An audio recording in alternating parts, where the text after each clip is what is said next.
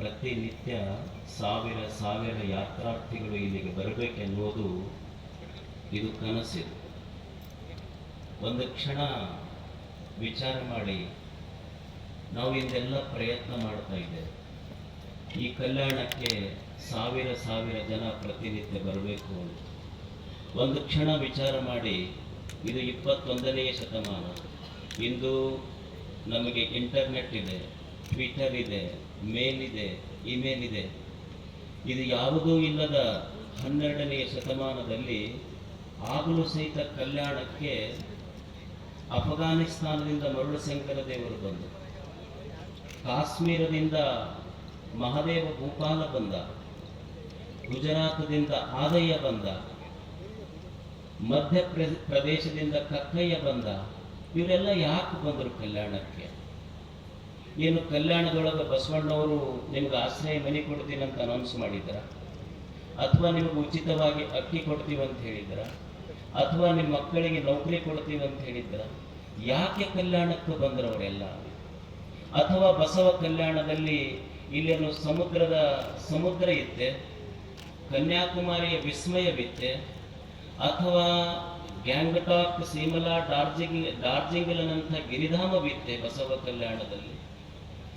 ಅಥವಾ ಇಲ್ಲೇನು ಕಾಶಿಯ ಗಂಗೆ ಹರಿದಿದ್ಲೆ? ಅಥವಾ ಇಲ್ಲೇನು ಮೌಂಟ್ ಎವರೆಸ್ಟ್ ಇತ್ತೆ? ಏನು ನೋಡ್ಲಿಕ್ಕೆ ಬಂದಿದ್ರಿ ಇಲ್ಲೆಲ್ಲ? ವಿಶ್ವದ ಮೂಲೆ ಮೂಲೆಗಳಿಂದ, ದೇಶದ ಮೂಲೆ ಮೂಲೆಗಳಿಂದ ಕಲ್ಯಾಣಕ್ಕೆ ಜನ 12ನೇ ಶತಮಾನದಲ್ಲಿ ಬಂದ್ರಲ್ಲ. ಯಾಕೆ ಬಂದ್ರು ಇಲ್ಲೆಲ್ಲ? ಇಲ್ಲಿ ಯಾಕೆ ಬಂದ್ರು ಅಂದ್ರೆ, ಇಲ್ಲಿ ಸಮುದ್ರ ಇರಲಿಲ್ಲ, ಆದ್ರೆ ಸಮುದ್ರದ ವಿಸ್ಮಯವಿತ್ತು. ಹೊರಗ ದೇಶ ಅವರಿಗೆ ಮುಖ್ಯವಾಗಿರಲಿಲ್ಲ. ಅಲ್ಲಮ ಅಂತಾನೆ ಭೂತವ ಕೂಡಿ ಅದ್ಭುತವಾಗಿತ್ತು. ಅವರು ದೇಶವನ್ನಲ್ಲ, ದೇಹವೇ ಅವರಿಗೊಂದು ವಿಸ್ಮಯವಾಗಿತ್ತು. ಇದನ್ನೇ ಹಂಗೆ ಕಟ್ಟಿ ಬಳಸಬೇಕು ಅನ್ನೋದು. ಇಲ್ಲಿ ಸಿಮ್ಲಾ, ಡಾರ್ಜಿಲಿಂಗ್, ಮುನಾರ್ದಂಥ ಗಿರಿಧಾಮಗಳ ತಂಪಿರಲಿಲ್ಲ. ಅಕ್ಕ ಅಂತಾಳೆ, ಲೋಕದಲ್ಲಿ ಸ್ಥಿತಿ ನಿಂದೆಗಳು ಬಂದರೆ ಸಮಾಧಾನಿಯಾಗಿ ಹ್ಯಾಂಗ ಬದುಕಬೇಕು ಅನ್ನೋದನ್ನು ಕಲಿಸಿದನಲ್ಲ ಇದು ಪುಣ್ಯಭೂಮಿ. ಇಲ್ಲಿ ಕಾಶಿಯ ಗಂಗೆ ಹರಿದಿಲ್ಲ. ಗಂಗೆಯಲ್ಲಿ ಮೆಂದು ಪಾವನ ಮಾಡಿಕೊಳ್ಳುವ ಅಣ್ಣಗಳಿರ ನೀವು ಕೇಳಿರೆ. ಗಂಗೆಯೊಳಗೆ ಮಿಂದು ನಾವು ಪಾವನ ಆಗ್ತೀವಿ ಅಂತಿರಲ್ಲ. ಮೀನು ಗಂಗೆಯೊಳಗನೆ ಇದೆ, ಹಾಗಿದ್ರೆ ಮೊಸಳೆನೂ ಗಂಗೆಯೊಳಗಿದೆ, ಅದು ಪಾವನ ಆಗೈತೇನು, ಪವಿತ್ರ ಆಗೈತೇನು? ಅವರು ಇಲ್ಲಿ ಗಂಗೆಯನ್ನು ಹರಿಸಲಿಲ್ಲ, ಇಲ್ಲಿ ಗಂಗೆಯನ್ನು ನೋಡ್ಲಿಕ್ಕೆ ಬಂದಿಲ್ಲ, ಶರಣರ ವಚನ ಗಂಗೆಯಲ್ಲಿ ಮಿಂದು ಪವಿತ್ರ ಆಗಲಿಕ್ಕೆ ಬಂದಿದ್ದರು ಅವರೆಲ್ಲ. ಇಲ್ಲಿ ಕಲ್ಯಾಣದೊಳಗೆ ಮೌಂಟ್ ಎವರೆಸ್ಟ್ ಇರಲಿಲ್ಲ. ಆ ಮೌಂಟ್ ಎವರೆಸ್ಟ್ ಎತ್ತರವೂ ಇಲ್ಲೇನೂ ಇರಲಿಲ್ಲ. ಆದರೂ ಏನು ನೋಡ್ಲಿಕ್ಕೆ ಬಂದಿತ್ತು ಅಂದ್ರೆ, ಮಾನವೀಯತೆ ಎತ್ತರ ಇಲ್ಲಿತ್ತು, ಮನುಷ್ಯ ಪ್ರಜ್ಞೆ ಎತ್ತರ ಇಲ್ಲಿತ್ತು. ಅದಕ್ಕೆ ಇಲ್ಲೆಲ್ಲ ಬಂದಿದ್ರು. ಅಲ್ಲಿ ಬರೇ ಮೌಂಟ್ ಎವರೆಸ್ಟ್ ಒಂದೇ ಇತ್ತು. ಇಲ್ಲಿ ಸಾವಿರ ಸಾವಿರ ಸೇಂಟ್ ಎವರೆಸ್ಟ್ಗಳನ್ನು ಬಸವಣ್ಣವರು ನಿರ್ಮಾಣ ಮಾಡಿದರು ಈ ಕಲ್ಯಾಣ ಭೂಮಿಯಲ್ಲಿ. ಈ ಕಲ್ಯಾಣದ ಪಾರ್ಲಿಮೆಂಟು ಇವತ್ತು ಇದು ವಿಶ್ವದ ಮೊದಲ ಸಂಸತ್ ಅಂತ ಯಾಕೆ ಕರೆದ್ರು ಅಂದ್ರೆ, ಅಲಿಖಿತ ಸಂವಿಧಾನ, ಅನ್ರಿಟನ್ ಕಾನ್ಸ್ಟಿಟ್ಯೂಷನ್ ಅಂತ ನಾವೇನು ಕರಿತೀವಿ. ಅನ್ರಿಟನ್ ಕಾನ್ಸ್ಟಿಟ್ಯೂಷನ್ ನ ಮೂಲಕ ಈ ಸಂವಿಧಾನಗಳ ಜನನಿ ಅಂದ್ರೆ ಇಂಗ್ಲೆಂಡಿನ ಸಂವಿಧಾನ ಅಂತ ಕರೀತಾರೆ. ಅಲ್ಲಿ ಈ ಪ್ರಜಾಪ್ರಭುತ್ವದ ಕಲ್ಪನೆ ಬಂದಿದ್ದು 1215ರ ಮ್ಯಾಗ್ನಾ ಕಾರ್ಟಾ, ಬ್ರಿಟಿಷ್ ಮ್ಯಾಗ್ನಾ ಕಾರ್ಟಾದೊಳಗೆ ಬರ್ತದೆ. ಆದರೆ 1215ಕ್ಕಿಂತ ಒಂದು ಶತಮಾನಗಳ ಮುಂಚೆ ಕನ್ನಡದ ನೆಲದಲ್ಲಿ ಒಂದು ಪರಿಪೂರ್ಣವಾದ ಧಾರ್ಮಿಕ ಸಂಸತ್ತು ನಿರ್ಮಾಣ ಮಾಡಿದ ಕೀರ್ತಿ ಇಲ್ಲಿ ಬಸವಾದಿ ಶರಣರು. ಅವರ ಅದ್ಭುತ ಕಲ್ಪನೆ ಏನಿತ್ತು ಅಂದ್ರೆ, ಕಲ್ಯಾಣ ಅನ್ನೋದು ಬರೀ ಕಟ್ಟಡಗಳಿಂದ ಅಲ್ಲ, ಕಲ್ಯಾಣ ಅನ್ನೋದು ಮಾನವೀಯ ತಳಹದಿಯ ಮೇಲೆ ಕಟ್ಟುವಂಥದ್ದು. ಕಲ್ಯಾಣ ಎದರಿಂದ ನಿರ್ಮಾಣ ಮಾಡುವುದು ಅಂದ್ರೆ, ಒಳ್ಳೆಯ ಮನಸ್ಸುಗಳಿಂದ, ಒಳ್ಳೆಯ ವಿಚಾರಗಳಿಂದ, ಒಳ್ಳೆಯ ಕಾರ್ಯಗಳಿಂದ ಕಲ್ಯಾಣ ನಿರ್ಮಾಣ ಮಾಡಬೇಕು. ಮನುಷ್ಯನ ಬದುಕು ಹೇಗಾಗಬೇಕು ಅಂದ್ರೆ, ದೇವರಿಗೆ ಪ್ರೀತಿ ಬರಬೇಕು, ಹಾಗ ಮನುಷ್ಯ ಬದುಕಬೇಕು ಅನ್ನುವುದು ಅವರ ಕಲ್ಪನೆ. ಕೂಡಲ ಸಂಘ ತನಗೆ ಬೇಕೆಂದು ಎತ್ತಿಕೊಂಬ. ಯಾವಾಗ ಎತ್ಕೊಂತಾನವ ಕೂಡಲ ಸಂಘ? ಮನುಷ್ಯನ ಮನಸ್ಸು ಮಗುವಿನಂತಾಗಬೇಕು. ಮನುಷ್ಯನ ಬದುಕು ದೇವನಿಗೆ ಪ್ರೀತಿ ಬರಬೇಕು, ಹಾಗ ಮನುಷ್ಯ ಬದುಕಬೇಕಲ್ಲ ಈ ಭೂಮಿಯಲ್ಲಿ. ನೀವು ನೋಡಿ, ನಾವೆಲ್ಲ ಆಕಳ ಸಾಕಿರ್ತೀವಿ. ಒಂದು ಆಕಳ ಹೆಂಗೆ ಬದುಕ್ತದೆ? ನಾವೆಲ್ಲ ಮನೆಯಲ್ಲಿ ಆಕಳ ಸಾಕಿರ್ತೀವಿ. ಒಂದು ಆಕಳಿಗೆ ನಾವೇನೂ ಕೊಟ್ಟಿಲ್ಲ, ನಾವು ಹಾಕಿದ್ದು ನಾವು ಉಂಡ ಮುಸುರಿ ನೀರು ಹಾಕಿವಿ ಆಕಳಿಗೆ. ನಾವು ಉಂಡ ಮುಸುರಿ ನೀರು ಕುಡಿದ ಆಕಳ ಮನುಷ್ಯನಿಗೆ ಹೇಳ್ತದೆ, ಮನುಷ್ಯನೇ ನೀನು ನನ್ನ ತಟ್ಟೆಯೊಳಗೆ ನೀನು ಉಂಡ ಮುಸುರಿ ನೀರು ಹಾಕಿರಬಹುದು, ನೀನು ನನ್ನ ತಟ್ಟೆಯಲ್ಲಿ ನೀನು ಉಂಡ ಮುಸುರಿ ನೀರು ನನ್ನ ತಟ್ಟೆಯೊಳಗೆ ಹಾಕಿರಬಹುದು, ಆದರೆ ನಾನು ನಿನಗೆ ಕೊಡುವುದು ನೀನು ಪೂಜಿಸುವ ದೇವನಿಗೆ ಅಭಿಷೇಕ ಮಾಡುವ ಹಾಲು ಕೊಡುತ್ತೇನೆ, ಇದು ನನ್ನ ಧರ್ಮ ಅಂತದೆ. ಇದು ಧರ್ಮ, ಇದು ಬಸವಣ್ಣ ಕಲಿಸಿದ್ದು ಇದು. ಈ ದೇಹಕ್ಕೆ ಯಾವಾಗ ಕಿಮ್ಮತ್ತು ಬರ್ತದೆ ನೋಡಿ ನೀವು. ಮನುಷ್ಯನಿಗೆ ಬರೇ ಈ ದೇಹಕ್ಕೆ ಕಿಮ್ಮತ್ತು ಯಾವಾಗ ಬರ್ತದೆ? ನೀವು ಒಂದು ಉದಾಹರಣೆ ನೋಡಿ.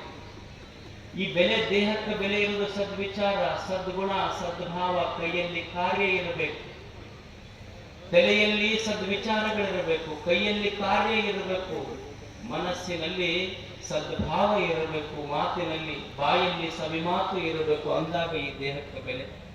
ಅದು ಇರದೇ ಇದ್ದರೆ ಈ ದೇಹಕ್ಕೆ ಬೆಲೆ ಬರುವುದಿಲ್ಲ. ಈ ದೇಹವೇ ದೇವಾಲಯವಾಗಬೇಕಂದ್ರಲ್ಲ, ದೇಹಕ್ಕೆ ಬೆಲೆ ಬರುವುದು ಯಾವಾಗ? ನೀವು ನೋಡಿ, ಒಂದು ಪ್ಲಾಸ್ಟಿಕ್ ಬಾಟ್ಲಿ ಇರ್ತದೆ, ನೀರು ಕುಡಿತಾರಲ್ಲ, ನೀವು ಸುಮ್ಮನೆ ಒಂದು ಪ್ಲಾಸ್ಟಿಕ್ ಬಾಟ್ಲಿ ಬಿಡ್ರಿ, ಆ ಪ್ಲಾಸ್ಟಿಕ್ ಬಾಟ್ಲಿಗೆ ಏನು ಬೆಲೆ ಇಲ್ಲದೆ ಸುಮ್ಮನೆ ಮೋಡ್ಕಾದವ್ರು ತಗೊಂಡು ಹೋಗ್ತಾರೆ. ಅದೇ ಒಂದು ಪ್ಲಾಸ್ಟಿಕ್ ಬಾಟ್ಲಿ ಒಳಗೆ ನೀರು ತುಂಬಿಕೊಡ್ರಿ, ಅದಕ್ಕೆ 30 ರೂಪಾಯಿ ಬೆಲೆ ಬರ್ತೈತಿ. ನೀವು ಅದೇ ಪ್ಲಾಸ್ಟಿಕ್ ಬಾಟ್ಲಿ ಒಳಗೆ ಒಂದು ಲೋಟ ಹಾಲು ಹಾಕ್ರಿ, ಅಲ್ಪ ಹಾಲು ಹಾಕಿದ್ರೆ ಎಷ್ಟು ಗೊತ್ತಿಲ್ಲ ನನಗೆ, ಹಾಲು ಹಾಕಿದ್ರೆ ಒಂದು 30 ರೂಪಾಯಿ ಕೊಡ್ತಾರೆ. ನೀವು ಅದೇ ಬಾಟ್ಲಿ ಒಳಗೆ ಒಂದು ಜೇನು ತುಪ್ಪ ಹಾಕ್ರಿ, ಆ ಬಾಟ್ಲಿಯ ಬೆಲೆ ಒಂದು 100 ರೂಪಾಯಿ ಆಗ್ತೈತಿ. ಅಂದ್ರೆ ಒಂದು ಬಾಟ್ಲಿ ಒಳಗೆ ಖಾಲಿ ಇತ್ತು ಅಂದ್ರೆ ಅದು ಮೋಡಕಕ್ಕೆ ಹೋಗ್ತದೆ, ನೀರು ತುಂಬಿದ್ರೆ 30 ರೂಪಾಯಿ ಅದರ ಬೆಲೆ ಆಗ್ತದೆ, ಮತ್ತು ಅದಕ್ಕೆ ನೀವು ಹಾಲು ತುಂಬಿದ್ರೆ 50 ರೂಪಾಯಿ ಆಗ್ತದೆ. ಆ ಬಾಟ್ಲಿ ಒಳಗೆ ನೀವು ತುಪ್ಪ ತುಂಬಿದ್ರೆ ಒಂದು 100 ರೂಪಾಯಿ ಅದರ ಬೆಲೆ ಆಗ್ತದೆ. ಹಂಗ ಮನುಷ್ಯನ ದೇಹದೊಳಗೆ ನೀವು ಸದ್ಗುಣ, ಸದ್ವಿಚಾರ, ಕಾಯಕ, ದಾಸೋಹ ಇದು ತುಂಬಿತು ಅಂದ್ರೆ ಇದಕ್ಕೆ ಚಲೋ ಬೆಲೆ ಬರ್ತದೆ. ಇರದೇ ಇದ್ರೆ ಇದು ಖಾಲಿ ಬಾಟ್ಲಿ ಇದ್ದಂಗೆ ಒಂದು ದಿವಸ ಮೋಡ್ಕಾಕ್ ತಗೊಂಡು ಹೋಗ್ತಾರೆ ಅಷ್ಟೇ. ಇದಕ್ಕೆ ಶರಣರು ಕಟ್ಟಿದ್ದು ಈ ದೇಹವೇ ದೇವಾಲಯವಾಗಬೇಕನ್ನುವ ಕನಸು.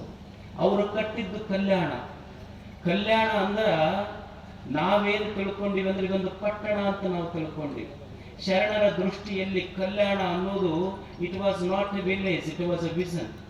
ಅವರ ದೃಷ್ಟಿಯಲ್ಲಿ ಇದು ಸಣ್ಣ ಒಂದು ಪಟ್ಟಣ ಆಗಿರಲಿಲ್ಲ, ಇದೊಂದು ದೂರ ದೃಷ್ಟಿ ಆಗಿತ್ತು. ಕಲ್ಯಾಣ ಅನ್ನೋದು ಸಾಮಾನ್ಯ ಒಂದು ಹಳ್ಳಿ ಆಗಿರಲಿಲ್ಲ, ವಿಶ್ವವೇ ಕಲ್ಯಾಣವಾಗಬೇಕನ್ನೋದು ಅವರ ಕಲ್ಪನೆ. ಶರಣರಂತಾರೆ ಯಾವುದು ಕಲ್ಯಾಣ ಅಂದ್ರೆ ಎಲ್ಲಿ ಆಮಿಷಗಳಿಲ್ಲವೋ, ಎಲ್ಲಿ ದ್ವೇಷಗಳಿಲ್ಲವೋ, ಎಲ್ಲಿ ವರ್ಣ ವ್ಯವಸ್ಥೆಗಳಿಲ್ಲವೋ, ಎಲ್ಲಿ ಕುಲ ಮತಗಳಿಲ್ಲವೋ, ಎಲ್ಲಿ ಭಕ್ತಿ ನಿತ್ಯವಾದುದೋ ಅದು ಕಲ್ಯಾಣ, ಅದು ಬಸವ ಕಲ್ಯಾಣ ಅಂತಿದ್ರು.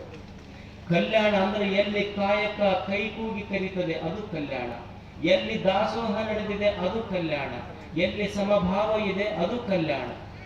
ಅಂಥ ಕಲ್ಯಾಣವನ್ನು ಅವರು ಕಟ್ಟಲಿಕ್ಕೆ ಪ್ರಯತ್ನ ಮಾಡಿದ್ರು. ಆದರೆ ನಮ್ಮ ದೃಷ್ಟಿಯಲ್ಲಿ ಕಲ್ಯಾಣ ಅಂದ್ರೆ ನಾವೇನ್ ತಿಳ್ಕೊಂಡಿವಿ, ಕಲ್ಯಾಣ ಅಂದ್ರೆ ನಮಗೆ ಈ ಕಲ್ಪನೆ ಇಲ್ಲ. ನೀವೆಲ್ಲೋ ಮಠಕ್ಕೆ ಹೋಗ್ತಾರ ನೋಡ್ರಿ, ಮಠಕ್ಕೆ ಹೋಗಿ ಏನು ಕೇಳ್ತಾರ? ನಮ್ಮ ದೃಷ್ಟಿಯಲ್ಲಿ ಕಲ್ಯಾಣದ ಶಬ್ದ ಎಷ್ಟು ಸಂಕುಚಿತ ಆಗೈತಂದ್ರೆ ಮಕ್ಕಳಿಗೆ ನಮಸ್ಕಾರ ಮಾಡಿಸಿದ ಕೂಡಲೇ ಹೇಳ್ತಾರ ಅವ್ರು. ಏನು ಕೇಳ್ತಾರ? ಇವನಿಗೆ ಕಲ್ಯಾಣ ಆಗ್ಬೇಕ್ರಿ ಅಪ್ಪ, ಕಲ್ಯಾಣ ಆಗ್ಬೇಕಂದ್ರೆ ಮದುವೆ ಆಗ್ಬೇಕಂತ ನಮ್ಮ ದೃಷ್ಟಿಯಲ್ಲಿ. ನಮ್ಮ ದೃಷ್ಟಿಯಲ್ಲಿ ಕಲ್ಯಾಣ ಅಂದ್ರೆ ಮದುವೆ ಆಗೋದಷ್ಟೇ. ಮತ್ತು ಮಾರುತಿ ಗುಡಿ ಹೋಗ್ತಾನೆ, ಹೋಗಿ ಅವನಿಗೂ ಕೇಳ್ತಾನೆ ನಮಸ್ಕಾರ ಮಾಡಿ, ನನಗೆ ಕಲ್ಯಾಣ ಆಗ್ಬೇಕಪ್ಪ ಮಾರುತಿ ಅಂದ್ರೆ. ಕಲ್ಯಾಣ ಆಗ್ಬೇಕಂದ್ರೆ ಮದುವೆ ಆಗ್ಬೇಕಂತ ಅವ ಮಾರುತಿ ಅಂತಾನ, ಮೊದಲು ಕೆಳಗಿಳಿನಂತಾನ. ಯಾಕಂದ್ರೆ ನಿಮ್ ಮದುವೆ ಮಾಡಿಸೋರು ಗಲಾಟೆಗೆ ಹೋಗಿ ನಂದ ಇನ್ನೂ ಮದುವೆ ಆಗಿಲ್ಲ, ನಿನಗೆಲ್ಲಿ ಮದುವೆ ಮಾಡ್ಸಕ್ ಹೋಗಿಲ್ಲ. ಕಲ್ಯಾಣ ಅನ್ನೋದು ನಮಗಷ್ಟೇ, ನನಗೆ ಒಳ್ಳೇದಾಗಬೇಕು, ನನ್ನ ಮನೆಗೆ ಒಳ್ಳೇದಾಗಬೇಕು, ನಮ್ಮವ್ರಿಗೆ ಒಳ್ಳೇದಾಗಬೇಕು, ನನಗೆ ಹೊಲ ಬೆಳಿಬೇಕು, ಮನೆ ಬೆಳಿಬೇಕು. ಆದರೆ ಬಸವಣ್ಣನ ದೃಷ್ಟಿಯಲ್ಲಿ ಕಲ್ಯಾಣ ಅನ್ನೋದು ಅದೊಂದು ಪ್ರೇಮದ ಕೋಟೆಯಾಗಿತ್ತು. ನೀವು ನೋಡಿ, ಇಲ್ಲೇ ಒಂದು ಕಲ್ಯಾಣದೊಳಗೆ ಒಂದು ಸುಂದರ ಘಟನೆ ನಡೀತೀವಿ. ಎಂಥ ಘಟನೆ ನಡೀತು ಅಂದ್ರೆ, ಒಬ್ಬ ನಾಗಿದೇವ ಅಂತಾಗಿ ಹೋದ, ಅವನ ಹೆಸರು ಸಂಬೋಳಿ ನಾಗಣ್ಣ. ಏನು ಘಟನಾ ನಡೀತು ಅಂದ್ರೆ, ಸಂಬೋಳಿ ಅಂತ ಕೂಗ್ತಾ ಹೋಗ್ತಾ ಇದ್ದ. ಒಂದು ದಿವಸ ಏನಾಯ್ತು ಅಂದ್ರೆ, ಅವ ನೀರು ಮುಟ್ಟಿದ್ನೋ ಏನಾಯ್ತು, ಅಸ್ಪೃಶ್ಯರ ಹುಡುಗನಿಗೆ ಜನ ಕಲ್ಲು ತೊಗೊಂಡು ಹೋಗಿದ್ರು, ಅವನು ಬಡದ್ರು. ಎಷ್ಟು ಹೊಡೆದ್ರು ಅಂದ್ರೆ ಅವನಿಗೆ ಬಡತಾ ತಿಂದು ಮೈ ಕೈ ತುಂಬ ರಕ್ತ ಸೋರ್ತಿತ್ತು, ಕಣ್ಣಿಗೆ ಏಟು ಬಿದ್ದು ಕಣ್ಣು ಕಾಣಲಾರ್ದಂಗಾಗಿತ್ತು. ಅಂಥ ನಾಗಿದೇವ ಒಂದು ದಿವಸ ರಕ್ತ ಸೋರ್ತ ಕಣ್ಣು ಕಾಣಲಾರ್ದೆ ಸಂಬೋಳಿ ನಾಗಣ್ಣ ರಸ್ತೆಯಲ್ಲಿ ಬಿದ್ದಿದ್ದ. ಆ ಸಂದರ್ಭದಲ್ಲಿ ಬಸವಣ್ಣನವರು ಆ ದಾರಿ ಹಿಡಿದು ಹೋಗ್ತಾ ಇದ್ರು. ಹೋಗುವಾಗ ಬಿದ್ದಂಥ ವ್ಯಕ್ತಿಯನ್ನು ನೋಡಿ ಅವನ ಮ್ಯಾಲೆ ಎತ್ತದು. ಎದ್ದಾಗ ಅವನಿಗೆ ಕಣ್ಣು ಕಾಣುತ್ತಿರಲಿಲ್ಲ, ಅಷ್ಟು ಹೊಡೆದಿದ್ದರು ಜನ. ಅವನ ಮ್ಯಾಲೆ ಎತ್ತಿದ್ದು ಬಸವಣ್ಣವರ ಎತ್ತಿದ್ದು. ಅವಾಗ ಸಂಬೋಳಿ ನಾಗಣ್ಣ ಅಂತಾನೆ ಶಿವ ಶಿವ ಬಸವ ಬಸವ ತಂದೆ ಅಂದ. ಅವಾಗ ನಾಗಣ್ಣ ಬಸವಣ್ಣವ್ರಿಗೆ ಕೇಳ್ತಾನೆ, ನಾನ ಎತ್ತು. ಬಸವಣ್ಣ ಸಂಬೋಳಿ ನಾಗಣ್ಣನಿಗೆ ಕೇಳ್ತಾನೆ, ನಾಗಣ್ಣ ನಿನಗೆ ನಾನ ಎತ್ತಿನಂತ ನಿನಗೆ ಹೆಂಗ್ ಗೊತ್ತಾಗ್ತು? ನಿನಗೆ ನೋಡಿದ್ರೆ ಹಿಂಗ ಜನ ಹೊಡೆದಾರ, ಕಣ್ಣು ಕಾಣುವಲ್ದು, ಕೆಳಗೆ ಬಿದ್ದೀಯ, ನಾನಾ ಮ್ಯಾಲೆ ಎತ್ತಿನಂತ ನಿನಗೆ ಹೆಂಗ್ ಗೊತ್ತಾಗ್ತು? ಅವಾಗ ಸಂಬೋಳಿ ನಾಗಣ್ಣ ಒಂದು ಸುಂದರ ಮಾತು ಹೇಳ್ತಾನೆ, ಅಪ್ಪ, ಕಲ್ಯಾಣ ಪಟ್ಟಣದೊಳಗ ಬಿದ್ದವರಿಗೆ ಎತ್ತಲಿಕ್ಕೆ ಬಸವಣ್ಣನ ಬಿಟ್ಟರೆ ಮತ್ತಾರು ಬರ್ತಾರೆ? ಇದು ಬಸವಣ್ಣ. ಕಲ್ಯಾಣದೊಳಗ ಬಿದ್ದವರನ್ನ ಎತ್ತಲಿಕ್ಕೆ ಬಸವಣ್ಣನ ಬಿಟ್ಟರೆ ಮತ್ತಾರು ಬರ್ತಾರೆ?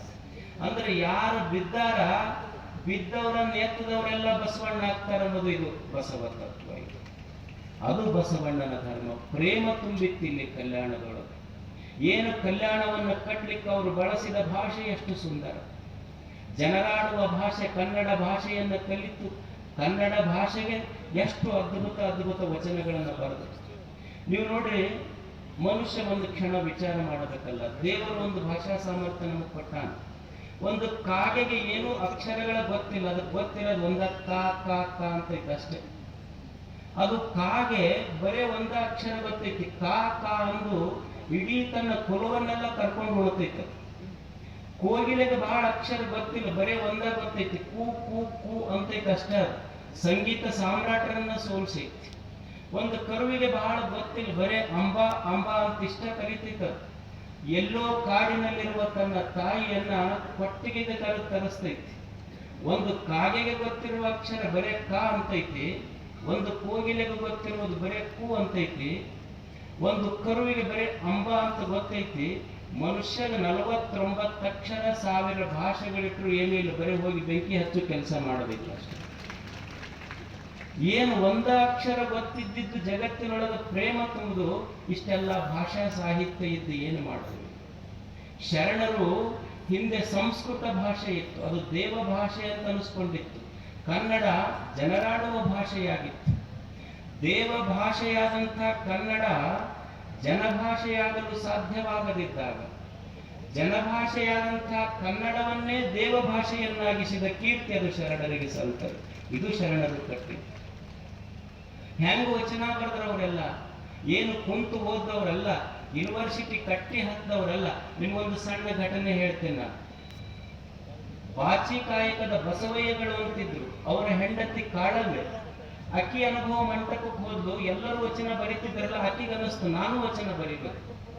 ಆದ್ರೆ ಅಕ್ಕಿ ಸಾಲಿ ಕಲ್ತ ಹೆಣ್ಮಗಳಲ್ಲ, ಆದ್ರೂ ವಚನ ಬರೀಬೇಕು ಅನ್ನಿಸ್ತಕ್ಕಿ. ಏನ್ ಮಾಡುದು, ಅನುಭವ ಮಂಟಪದಿಂದ ಬರಾಕತ್ಲು. ಅವ್ರ ಮನ್ಯಾಗ ಬಾಚಿ ತಗೊಂಡು ಕೆತ್ತಿದ್ರಲ್ಲ, ಹುಡುಗರು ಕೆತ್ತಾಕತ್ತಿದ್ದು, ಏನು ಕೂರಿಗೆ ಕುಂಟಿ ಕೆತ್ತಿದ್ದು. ಅದು ನೋಡದ್ಲಕ್ಕಿ.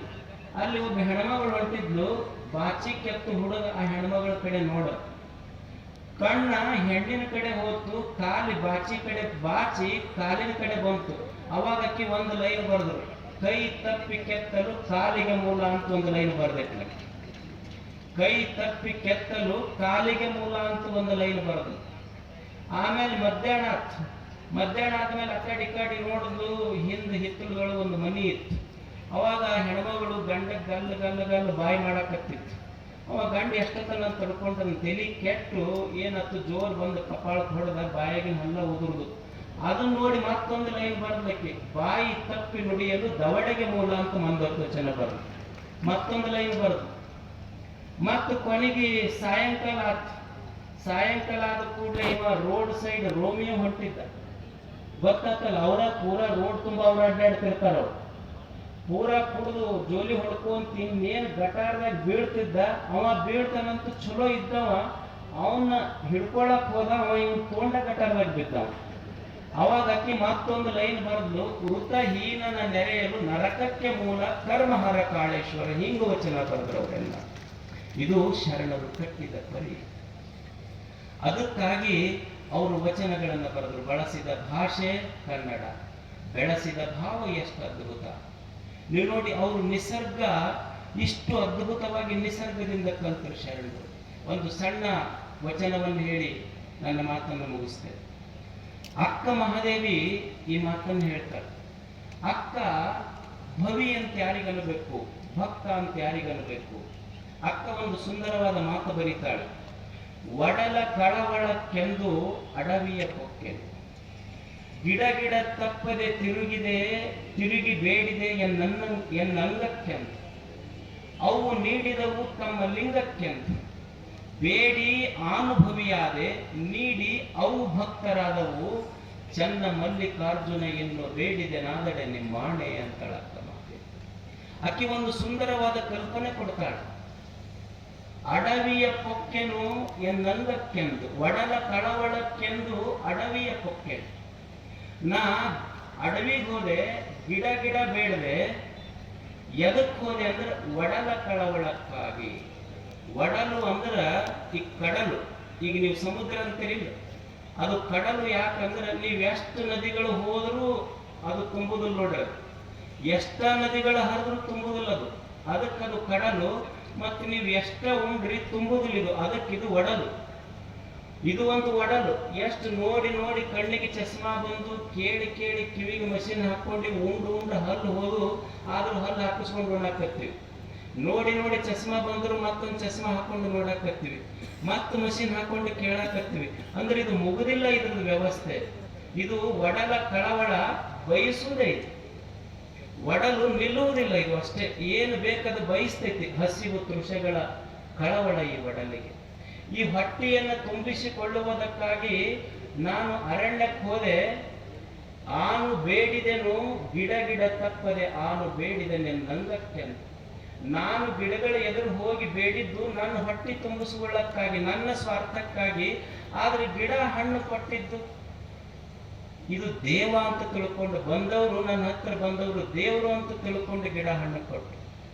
ನೀವು ನೋಡಿ ಎಷ್ಟು ಜನ ನಾವು ಹೋಗಿವಿ, ಒಂದು ಗಿಡದ ಹತ್ತಿರ ನಿಂತರೆ ನಾವು ಒಂದೊಂದು ಧರ್ಮದವರು ಇದ್ರೆ, ಒಬ್ಬರು ಗುಡಿಗೆ ಹೋಗ್ತೀವಿ, ಒಬ್ಬರು ಮಸ್ಜಿದಿಗೆ ಹೋಗ್ತೀವಿ, ಒಬ್ಬರು ಚರ್ಚ್ಗಳಿಗೆ ಹೋಗ್ತೀವಿ. ಆದ್ರೆ ನೀವು ನೋಡಿ ಈ ಭೂಮಿಯ ಮೇಲೆ ನಿಜವಾದ ಧರ್ಮಪೀಠ ಎಲ್ಲರೂ ಹೋಗಿ ಕೂಡುವ ಸ್ಥಳ ಅಂದ್ರೆ ಒಂದು ಗಿಡದ ನೆರಳು. ಅದು ನಿಜವಾದ ಮಾನವ ಧರ್ಮಪೀಠ. ಎಲ್ಲರೂ ಅಲ್ಲಿ ಹೋಗ್ತಾರೆ. ಆ ಗಿಡ ನಮಗೆ ಹಣ್ಣು ಕೊಟ್ಟಿತು. ಗಿಡ ಹಣ್ಣು ಕೊಟ್ಟು ನಮ್ಮನ್ನೆಲ್ಲ, ನಾವು ಗಿಡಕ್ಕೆ ಹಾಕಿದ್ದ ಮಣ್ಣು, ಗಿಡ ನಮಗೆ ಕೊಟ್ಟಿದ್ದ ಹಣ್ಣು. ನನ್ನ ಹೊಟ್ಟೆಯನ್ನು ತುಂಬಿಸಿಕೊಳ್ಳುವುದಕ್ಕಾಗಿ ಗಿಡ ನನಗೆ ಹಣ್ಣು ಕೊಟ್ಟಿತು. ಅಕ್ಕಿ ಅಂತಾಳೆ, ಬೇಡಿ ಬೇಡಿ ಆನು ಭವಿಯಾದೆ ನೀಡಿ ಗಿಡಗಳು ಭಕ್ತರಾದವು. ನಾನು ಕೇಳಿ ಕೇಳಿ ನಾನು ಭಿಕ್ಷುಕಿಯಾದೆ, ಕೊಟ್ಟು ಗಿಡ ಭಕ್ತರಾದವು. ಇದು ನಿಸರ್ಗ ಧರ್ಮ ಅಂತಳಕ್ಕ ಮತ್ತೆ. ಅದಕ್ಕೆ ಶರಣರ ಜೀವನ ಸಿದ್ಧಾಂತ ಏನಿತ್ತು ಅಂದ್ರೆ, ನಿನಗೆ ದೇವರು ಶಕ್ತಿ ಕೊಟ್ಟಾಗ ಎಂದು ಇನ್ನೊಬ್ಬರ ಮುಂದೆ ಕೈ ಒಡ್ಡಿ ಬೇಡಬೇಡ, ಕೈ ಒಡ್ಡಿ ಬೇಡದೆ ಬದುಕು. ನಿನ್ನ ಮುಂದೆ ಕೈ ಒಡ್ಡದವರಿಗೆ ನೀಡದೆ ನೀ ಬದುಕಬೇಡ. ಇನ್ನೊಬ್ಬರ ಮುಂದೆ ಕೈ ಒಡ್ಡಿ ಬದುಕಬೇಡ, ಇದು ಕಾಯಕ. ನಿನ್ನ ಮುಂದೆ ಕೈ ಒಡ್ಡದವರಿಗೆ ಕೊಡದೇ ಇರಬೇಡ, ಇದು ದಾಸೋಹ ಅಷ್ಟೇ. ಇವೆರಡು ತತ್ವಗಳ ಮೇಲೆ ಶರಣರು ಬದುಕಿತ್ತು. ನೂಲಿಯ ಚಂದಯ್ಯ ಇದ್ದ, ನೀವೆಲ್ಲ ಕೇಳಿರಿ.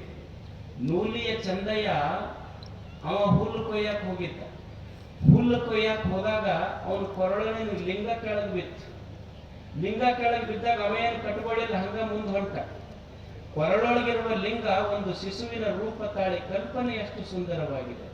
ಒಂದು ಶಿಶುವಿನ ರೂಪ ತಾಳಿ ಅವನ ಹಿಂದೆ ನೂಲಿಯ ಚಂದಯ್ಯನಿಂದ ಬೆನ್ನು ಹತ್ತಿ ಹೊಂಟದಂತ. ಅವನ ನೂಲಿಯ ಚಂದಯ್ಯ ಮುಂದೆ ಹೋಗ್ತಿದ್ದ, ಲಿಂಗಪ್ಪ ಶಿಶುವಾಗಿ ಅವನ ಹಿಂದೆ ಬೆನ್ನು ಹತ್ತಿ ಹೋಗ್ತಿತ್ತು. ನೂಲಿಯ ಚಂದಯ್ಯ ಹೇಳ್ತಿತ್ತು, ಲಿಂಗ ನನ್ನ ಕಟ್ಕೊಳ್ಳೋ ಅಂತ. ನೂಲಿಯ ಚಂದಯ್ಯ ಅಂತಿದ್ದ, ನಾನೇನು ಕಟ್ಕೊಳ್ಳಲ್ಲ. ಅನುಭವ ಮಂಟಪದಾಗ ಹೋಗಿ ಡಿಸ್ಕಷನ್ ಆಗಿ ಅವರು ಫೈನಲ್ ಜಜ್ಮೆಂಟ್ ಕೊಟ್ಟ ಮೇಲೆ నేను ಕಟ್ಕೊಂತೀನಿ ಅಂತ. ಅಲ್ಲಮ ಪ್ರಭು ಜಜ್ಮೆಂಟ್ ಕೊಟ್ಟರು, ಕಥೆ ಬೇರೆ. ಅಂದ್ರ ನಾವು ದೇವ್ರ ಶರಣರು ಏನು ಕಲಿಸಿದ್ರು ನಮಗಂದ್ರ, ನಾವು ದೇವರು ಕಾಶಿ ಕೇದಾರ ರಾಮೇಶ್ವರಗಳೆಲ್ಲ ನನ್ನ ದೇವರದಾನಂತ ದೇವರನ್ನು ಹೋಗ್ತೀವಿ. ಶರಣರು ಏನು ತೋರಿಸಿಕೊಟ್ರು ಅಂದ್ರೆ, ನೀ ಪ್ರಾಮಾಣಿಕವಾಗಿ ಕೆಲಸ ಮಾಡಿದ್ರೆ ದೇವರ ನಿನ್ನ ಬೆನ್ನು ಹತ್ತಾರ ಅನ್ನೋದು ಜಗತ್ತಿಗೆ ತೋರಿಸಿಕೊಟ್ರು ಅಷ್ಟೇ. ಕಾಯಕವನ್ನು ಕಲಿಸಿದರಷ್ಟೇ. ದೇವರ ಗುಡಿಗೆ ಹೋಗುದು ಬೇಡ್ಲಿಕ್ಕಲ್ಲ, ದೇವರ ಗುಡಿಗೆ ಹೋಗುವುದು ಈ ಜನ್ಮ ಕೊಟ್ಟ ದೇವರೇನದಲ್ಲ. ಇದೊಂದು ಸುಂದರವಾದ ಬದುಕು ಕೊಟ್ಟಿದ್ದಕ್ಕೆ ಧನ್ಯವಾದ ಹೇಳಬೇಕು. ಗುಡಿ ಮುಂದೆ ಭಿಕ್ಷುಕರು ಇರ್ತಾರೆ ನೋಡ್ರಿ. ಗುಡಿ ಒಳಗೆ ಹೋಗಿ ಕೇಳ್ತೀವಲ್ಲ, ಮತ್ತು ನಾವು ಭಿಕ್ಷುಕರ